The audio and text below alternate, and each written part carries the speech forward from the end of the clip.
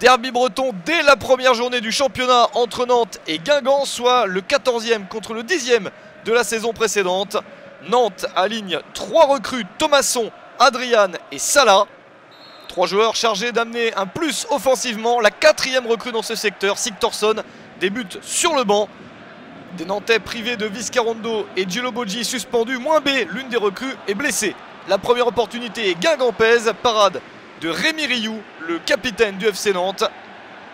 Une bonne chance pour Younous sans carré.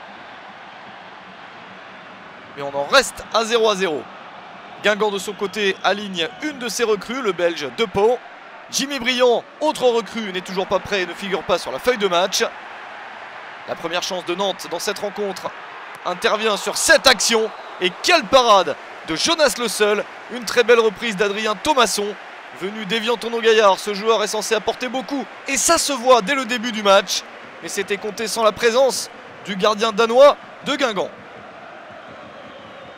À la 22e minute, Moustapha Diallo remplace Lionel Matisse. Petit souci et une blessure pour Matisse, le capitaine d'en avant Guingamp, dès la moitié de la première période. Nantes insiste avant le retour au vestiaire. Reprise de la tête d'Emiliano Sala. Mais l'ancien attaquant de Bordeaux et de Caen ne trouve pas le cadre. À la mi-temps, 0-0 entre les deux équipes. Et si Guingamp a bien débuté, les Nantais vont faire une réponse très intéressante sans pour autant ouvrir le score. Toujours une très belle ambiance à la Beaujoire pour ce début de saison. Michel Derzakarian sent que son équipe est capable de gagner la rencontre, mais se méfie.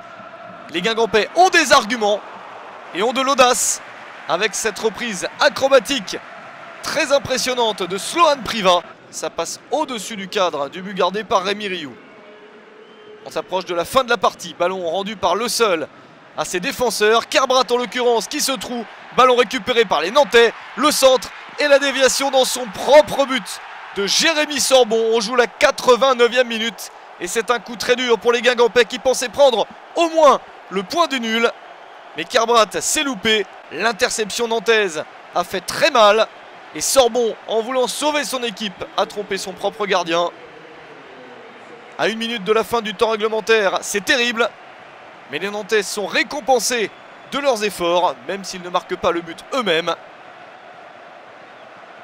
Un derby breton qui tourne donc en faveur de Nantes, car c'est le score final. Nantes bat Guingamp 1-0.